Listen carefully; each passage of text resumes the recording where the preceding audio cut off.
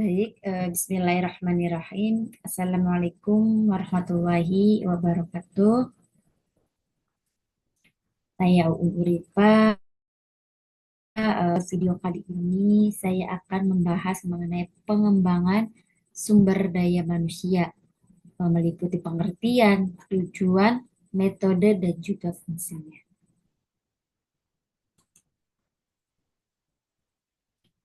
Nah, mari kita pahami dulu ya, apa sih itu sumber daya manusia. Sumber daya manusia itu merupakan individu produktif yang bekerja sebagai penggerak suatu organisasi, baik itu dalam sebuah institusi maupun juga sebuah perusahaan yang memiliki fungsi sebagai aset, sehingga harus dilatih dan juga dikembangkan kemampuannya. Nah, SDM ini atau sumber daya manusia ini secara makro menunjukkan usia produktif yang ada di suatu negara. Nah, sumber daya manusia ini meliputi daya pikir, daya fisik yang dimiliki setiap individu ataupun manusia.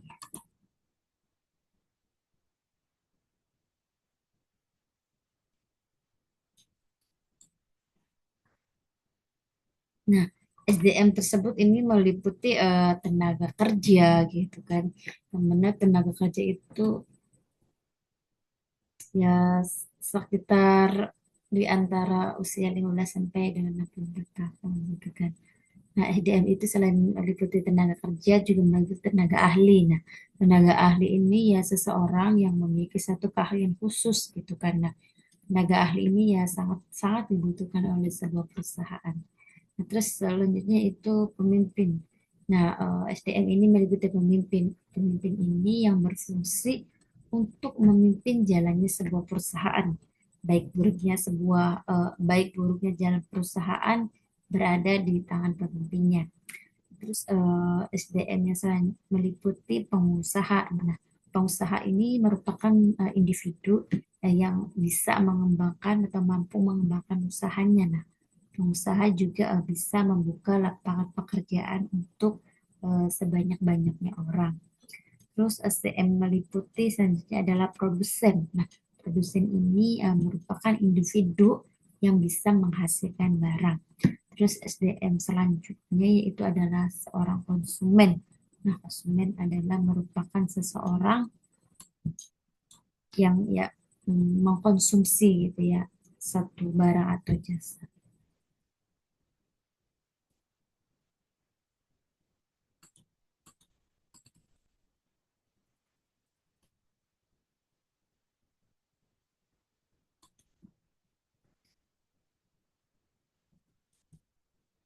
Terus selanjutnya apa sih itu tujuan pengembangan SDM?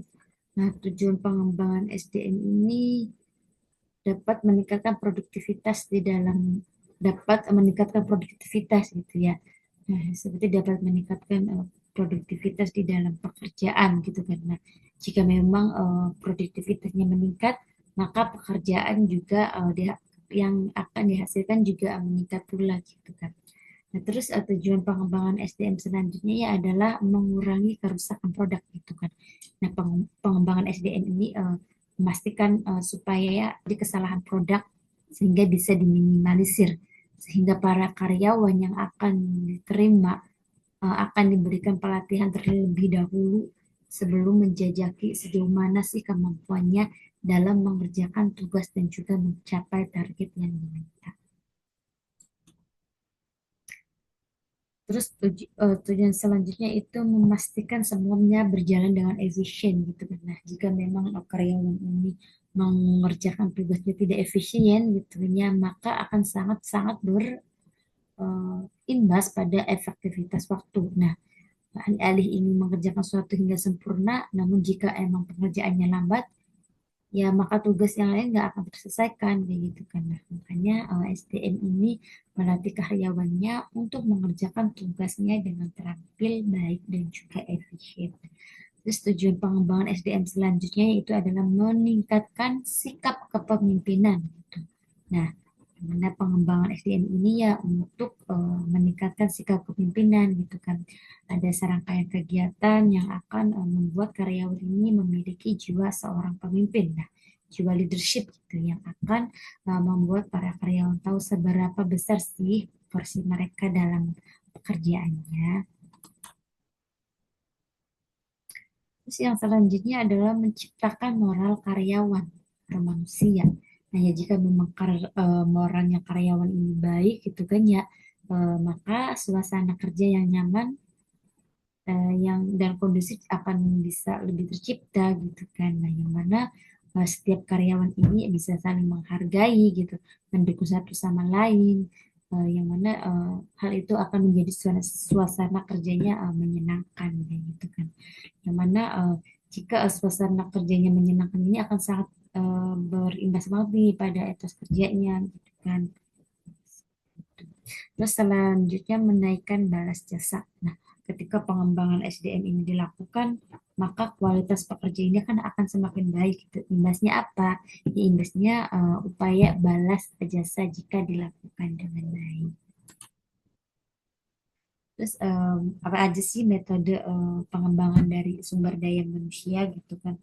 Yang pertama yaitu adalah pelatihan atau training. Nah, pelatihan ini merupakan metode pengembangan yang bisa eh, pelatihan atau training ini biasa ya gitu dilakukan oleh para pengusaha, para perusahaan ya gitu kan. Hal ini bertujuan untuk ya para karyawan itu supaya lebih terampil dalam setiap mengerjakan tugasnya. Terus metode selanjutnya itu adalah magang. Nah, magang ini ya melalui magang ini kan para karyawan baru ini dilatih untuk bisa mengerjakan tugas yang akan dilakukannya kelak gitu kan. Nah, bagi karyawan baru butuh pendampingan nih supaya siap diterjunkan dalam pekerjaannya dan keterampilan dan wawasan yang dibutuhkan. Nah, jadi memang ya ketika kita magang di satu perusahaan atau organisasi ya memang pastinya kita kan apa ya akan dilatih gitu kan untuk mengerjakan yang akan dikerjakan nantinya gitu. Jika kita udah masuk kerja di satu perusahaan tersebut. Terus selanjutnya itu pendidikan. Nah, melalui metode pendidikan ini perusahaan biasanya memberikan pendidikan formal nih kepada para karyawannya untuk melanjutkan ke pendidikan supaya karyawan tersebut memiliki kualifikasi pendidikan yang dibutuhkan oleh sebuah perusahaan. Terus ya misalnya nih, ya kayak contohnya sebuah perusahaan itu ingin menaikkan posisi karyawan yang lulusan D3 ini karena karena prestasi dan juga potensinya gitu kan. Nah, ya maka perusahaan ini akan mengambil kebijakan gitu kan untuk memberikan kesempatan kepada karyawan ini untuk bisa mengambil kuliah lanjutan gitu kan. Yang mana kebijakan tersebut ini ya tentunya jauh lebih efektif gitu kan ya daripada harus merekrut karyawan baru yang belum teruji kinerjanya. Terus yang selanjutnya itu adalah rotasi kerja. Nah, karyawan yang kurang memberikan hasil maksimal dalam pekerjaannya, maka perusahaan harus mengevaluasi apa sih penyebabnya gitu karena apakah ada nggak ketidakcocokan antar tim gitu, apakah ada tekanan yang terlalu besar ataukah karyawan yang ada dalam batas kelelahan dan kejenuhan yang sangat-sangat maksimal. Nah, metode rotasi ini memberikan kesempatan kepada karyawan untuk bisa merasakan variasi pekerjaan gitu kan sekaligus juga untuk mengetahui di divisi mana sih gitu kan karyawan tersebut cocok untuk ditempatkan. Terus selanjutnya studi banding. Nah, metode ini merupakan pengembangan sumber daya manusia dengan cara mengevaluasi sistem kerja gitu kan yang selama ini udah berjalan kayak gitu kan. Nah, terus aja melalui metode ini tuh ya perusahaan itu bisa mendapatkan gambaran nih yang lebih selektif lagi gitu kan. Apa sih sistem kerja terhadap produktivitas yang diperoleh gitu kan. Contohnya aja nih, misalkan sebuah perusahaan ini menginginkan perbaikan pada sistem marketingnya gitu kan. Nah, ya, maka perusahaan ini yang akan melakukan studi banding gitu kepada perusahaan lain gitu yang memiliki sistem marketing yang berbeda gitu kan. Setelah mendapatkan metode gambaran di perusahaan lain gitu kan ya kemudian ya diterapkan di perusahaannya sendiri gitu apakah lebih baik sama ataukah malah hasil sebaliknya. Terus yang selanjutnya itu adalah uji kompetensi. Nah, metode ini mungkin dikurang apa sih kurang disukai dibagi karyawan gitu kan. Ya seperti juga gitu kan yang sedang diberi ujian gitu kan. Ya, namun pada uji kompetensi ini ya ini uji kompetensi ini bisa dilakukan oleh perusahaan itu sendiri ataupun juga Badan Nasional Sertifikasi Profesi gitu. Nah, yang mana terkadang karena merasa lelah yang telah lama bekerja gitu pada karyawan, sehingga mengakibatkan mereka tuh untuk malas belajar gitu. Padahal ini bisa jadi perusahaan ini memiliki metode atau kebijakan baru dalam hal produksi gitu kan. Namun ya kali karyawan lama atau alias ya karyawan senior gitu biasanya lebih malas nih untuk belajar gitu dan lebih memilih menggunakan metode yang selama ini dikuasainya. Ya dengan adanya uji kompetensi ini ada usaha dari karyawan untuk kembali belajar. Terus yang selanjutnya itu adalah coaching. Nah, coaching ini ya merupakan metode pemberian pelatihan gitu kan. Nah, tujuan dari metode ini ya jelas ya untuk meningkatkan keterampilan dalam bekerja. Selain untuk meningkatkan kualitas, juga sebagai sarana transfer kemampuan karyawan eh, atau orang yang sudah jauh berpengalaman di satu pekerjaan. Nah, selanjutnya ada yaitu adalah outbound. Nah, metode ini ya dilakukan supaya mempererat silaturahmi antara karyawan di berbagai level gitu ya. Ya biasanya kegiatan ini itu dibagi ke dalam kelompok-kelompok yang biasanya berasal dari divisi lain. Nah, saat outbound ini diberlakukan gitu kan, maka beberapa permainan yang membutuhkan pola pikir cepat, kepemimpinan, ya sehingga maksudnya dia outbound ini menciptakan permainan yang seru gitu kan.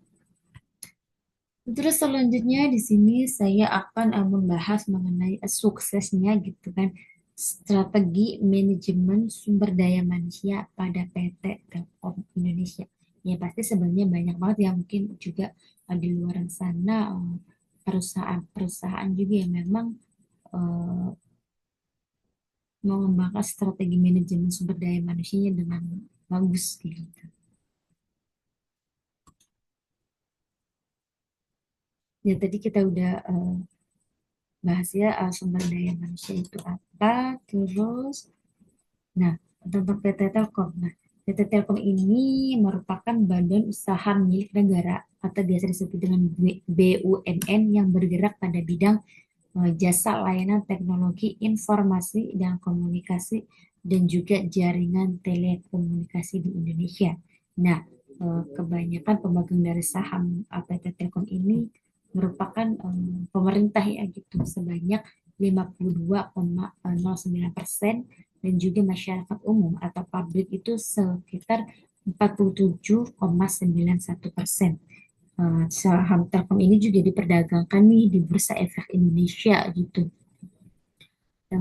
dan juga diperdagangkan di New York Stock Exchange dengan kode TM.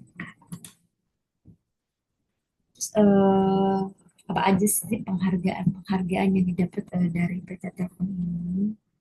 Tentunya pastinya banyak sekali gitu ya. Mungkin di sini saya nggak akan membahas semuanya gitu. Sini pada tahun 2017 PT Telkom ini masuk ke dalam 50 besar World Best Employer yang mana pada saat itu Forbes yang merupakan majalah ekonomi internasional ini baru aja nih merilis daftar perusahaan yang dinilai memiliki kinerja yang bagus nih dalam pengelolaan sumber daya manusia lewat daftar bertajuk Forbes Global 2000 World's Best Employer 2017.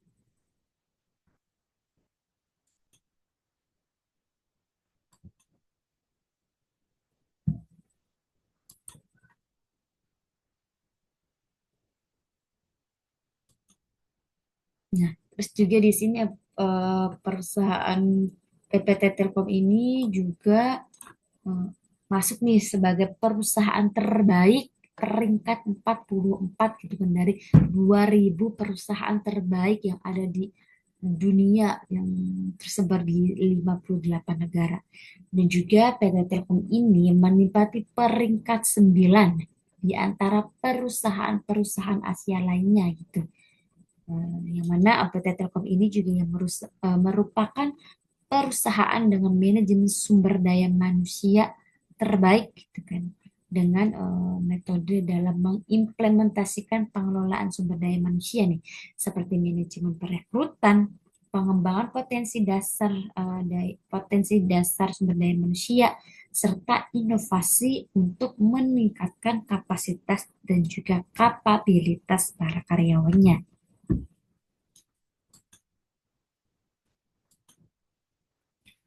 Di sini juga ya banyak ya penghargaan-penghargaan dari PT Telkom ini. Dari ada Best Stock Award 2024, Indonesia CSR Award 2024, Business Indonesia Award 2024, dan masih banyak lagi penghargaan-penghargaan lainnya yang saya nggak mungkin dicantumkan semuanya di sini. Terus bagaimana sih strategi PT Telkom ini dalam mengembangkan perusahaannya gitu ya?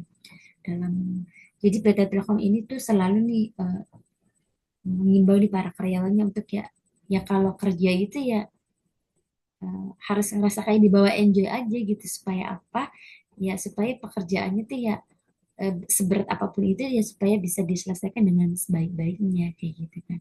Nah, terus PT Telkom ini juga menyediakan fasilitas modern nih seperti ya kantor konsep smart office gitu kan yang mana PT Telkom ini ya menyarankan ya supaya pastinya ya karyawannya ini bekerja itu tuh enggak harus gitu kan di balik meja terus gitu. Terus pada sejak 2016 ini PT Telkom ini memulai PT Telkom ini merekrut karyawannya melalui program Sosio Digi Leader gitu kan. Yang mana program ini mendorong juga menjaring nih talenta-talenta muda yang berbakat gitu kan yang memiliki kepekaan sosial untuk menerapkan ide dan juga gagasan yang solutif yang bisa yang bertujuan untuk menyelesaikan masalah-masalah yang dihadapi oleh masyarakat melalui platform digital gitu kan. Yang mana nanti calon karyawan ini ya supaya bisa menjadi bagian dari Telkom Group atau menjadi karyawan ya. Terus apa aja sih program-program pelatihan yang diberikan oleh PT Telkom terhadap para karyawannya gitu kan.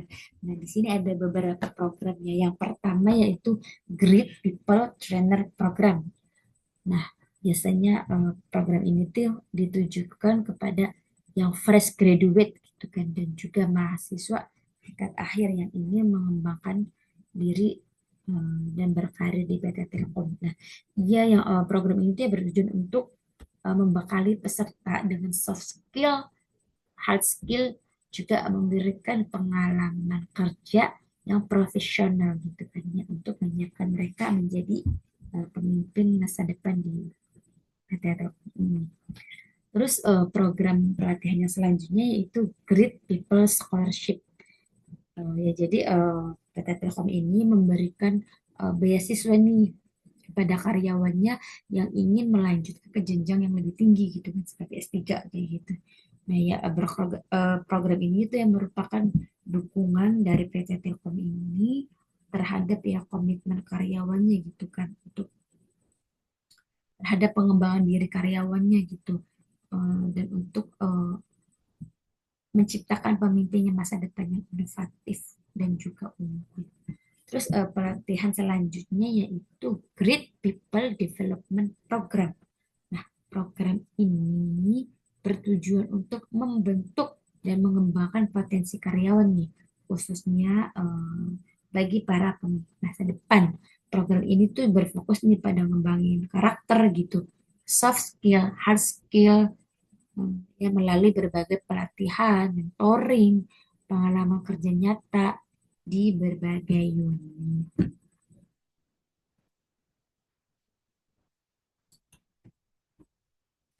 Terus program selanjutnya yaitu Great People Managerial Program. Nah, program ini tuh bertujuan untuk mempersiapkan talenta muda gitu kan. Ya, sama ya seperti yang tadi dikhususkan untuk fresh graduate gitu supaya menjadi pemimpin masa depan di Telkom. Ya, sama ya di program ini juga memberikan pelatihan gitu, mentoring dan juga pengalaman kerja nyata. Terus yang selanjutnya itu adalah Great People Retirement Program. Nah, program ini ditujukan kepada karyawannya untuk program ini tuh ditujukan untuk membimbing dan melatih karyawannya dalam mendekati masa pensiun. Ya, program ini itu yang merupakan bagian dari PT Telkom ini untuk memperhatikan sumber daya manusia sebagai prioritas perusahaan.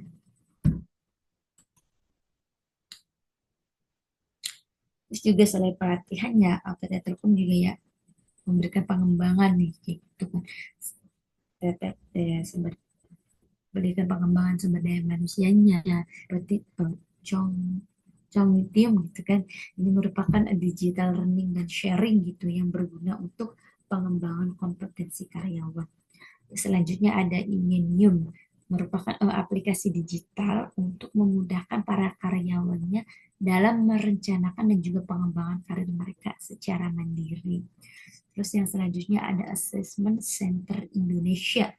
Nah, ini PT Telkom ini memberikan kesempatan kepada karyawannya untuk menjalankan assignment yang komprehensif yang sesuai dengan kompetensi diri para karyawannya.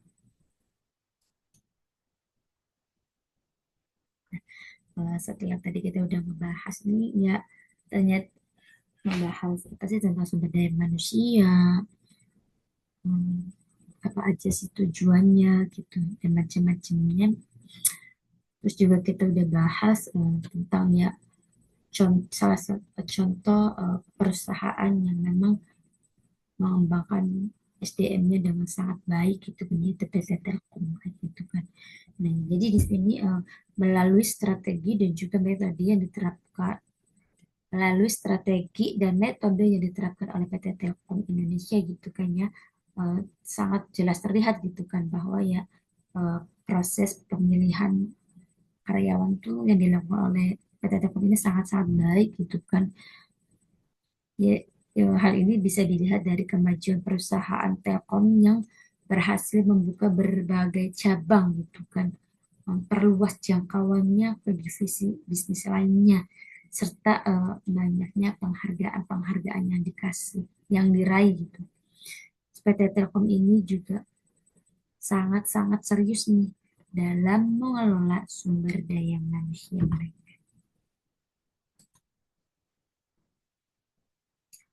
Baik, terima kasih untuk aja pembahasan yang bisa saya berikan mengenai tentang sumber manusia, pengembangan sumber daya manusia, dan juga contoh salah satu contoh contoh PT Telkom yang mengembangkan sumber daya manusia dengan sangat baik. Baik, Assalamualaikum warahmatullahi wabarakatuh.